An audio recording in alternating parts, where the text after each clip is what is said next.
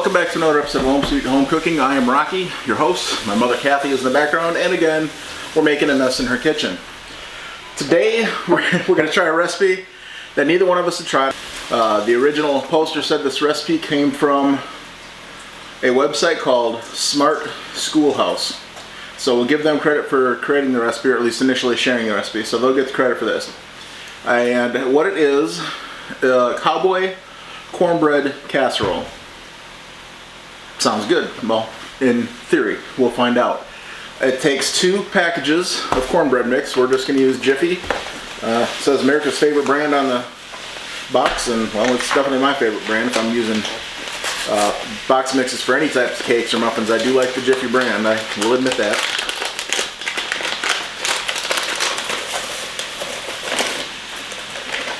There's 1 box.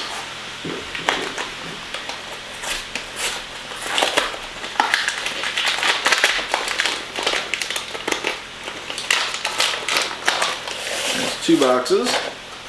There's some lumps and chunks in there, so I'm just going to go ahead and make sure they're not hard. Nope, they're soft. They'll whisk out.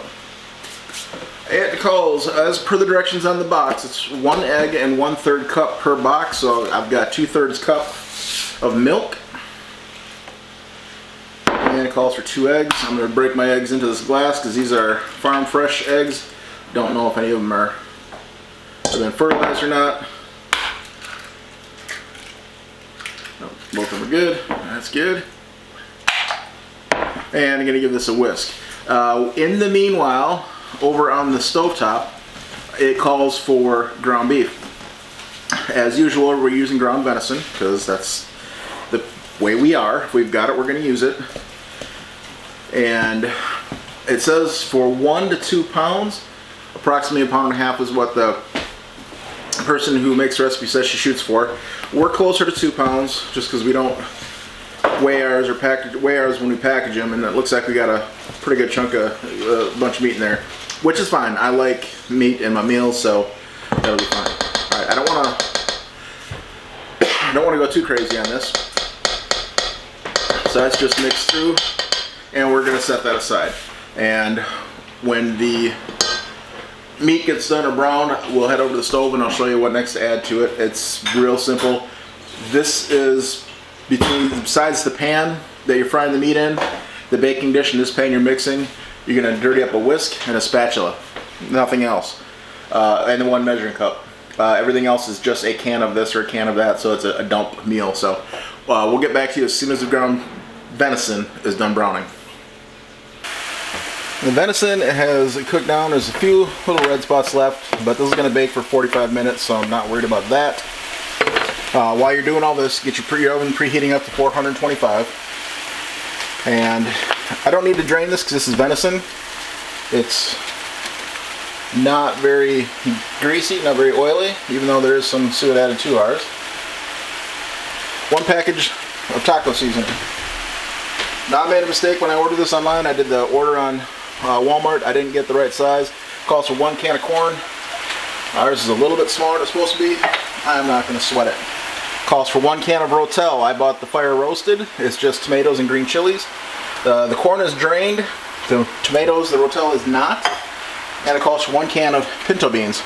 And it says that the pinto beans are also not to be drained. So just to add that to the pan. Mix it in. And let it simmer for 5 minutes.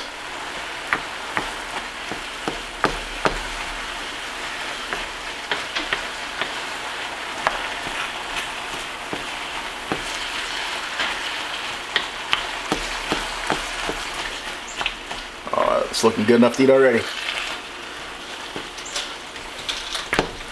Alright, let this go for 5 minutes and move the camera back over to their table, and we'll finish the dish over there and get it in the oven.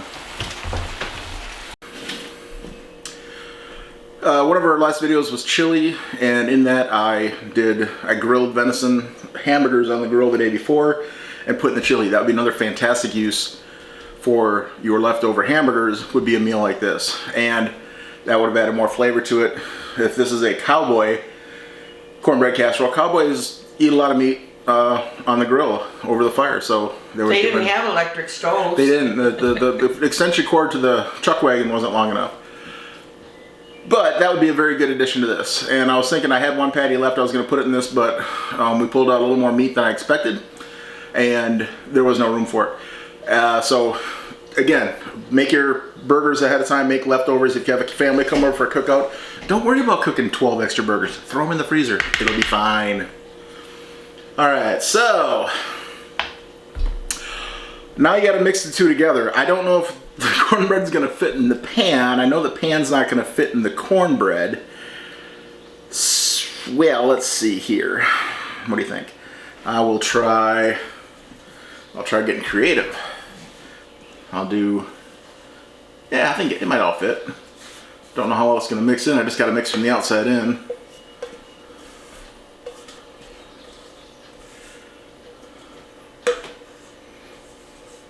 Now, I know there's some Southerners out there turning your nose up at this because I used a cornbread mix and there's sugar in it.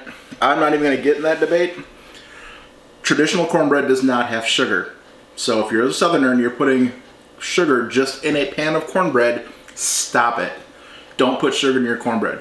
If you're making a casserole and you're making all these other complex flavors to it, it's no longer cornbread. You can use the mix with sugar in it. Trust me, it'll be okay. I guess that answers that debate. End of story. End of story. Now, if I go somewhere and I'm out taking cornbread, I don't put sugar in mine. But if I go somewhere and they serve cornbread muffins that were made with a mix, I'm gonna eat it. I'll be polite. I'm kind of turning into a Southerner. That's a shame. Well, everybody talks about how Southerners are all Southern polite and all this, you know. Well, Ma, don't you know those Minnesotans up there, those Yankee Minnesotans are so nice. Yeah, they riot and all that good stuff. Well, now, yeah. But there's a thing up north called Minnesota Nice, where they're just very polite people. Somebody moves in, and the neighbor, you know, somebody in the neighborhood is going to bring a casserole over. What's wrong with that? I mean, come on. Northern Yankees are nice, too. Sometimes. All right. Oh, that's heavy. Yay, it's going to fit in the pan. Yeah, it was a little too late once it started pouring. Look, it fits on the counter. And the floor. How did it get on the ceiling fan? Oh, was Sydney cooking? Love you, Sydney. Sorry. Sydney is my niece, by the way. All right, we're just going to spread it out. Nice even layer. Try to get everything buried so there's no high spots. And then check to see if it's covered or not. I'll do that right now. It says cover with foil.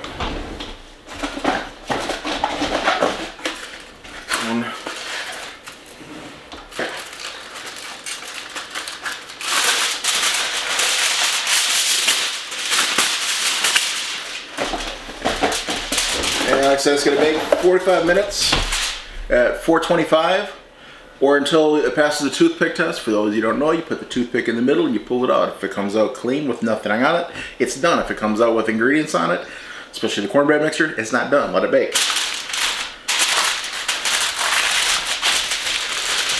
So this is going to go in the oven for 45 minutes. So we're going to take it out at about 2 o'clock. It's going to have to cool down for a little bit, and I'll probably get a taste before I go pick my dad up from dialysis. Yippee! Be back in a few.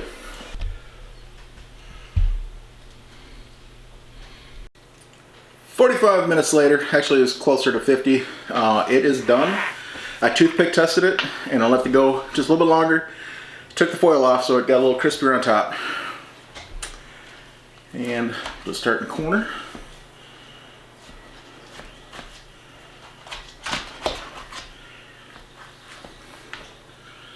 Smells good. Oh, it smells delicious. It definitely smells Tex-Mex. That does smell good. Alright, so first, we're going to give it a try. Just naked as a jaybird. Go ahead, dig in.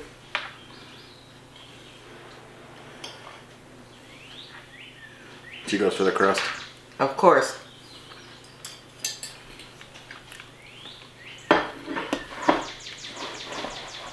It's not bad. Would I want to eat it every day? Probably not. Now, let's zhuzh it up a little bit to see if we can improve upon it.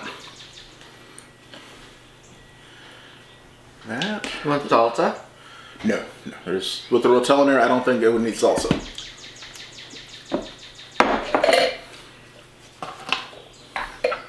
And because my mother and I are gluttons for punishment, let's try it with a little bit of jalapeno on it.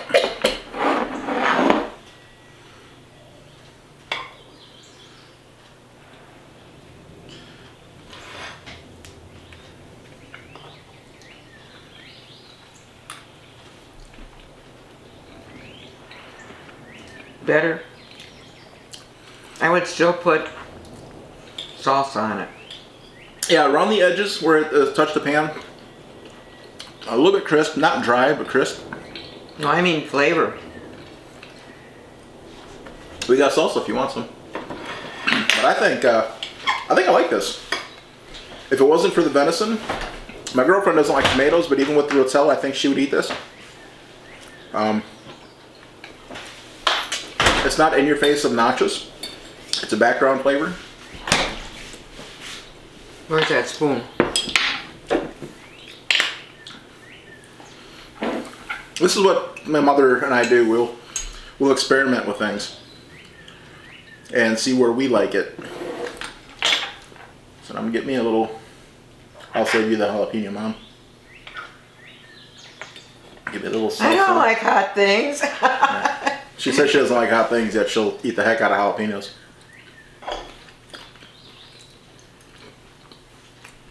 The salsa makes it sweeter. I don't think it needs to be any sweeter because of the cornbread. I like it. I give this one a thumbs up. Even almost a 2 thumbs up. What do you think? It's good. Think we can get Dad to eat it? We can try. We can try. Alright folks, thanks for watching.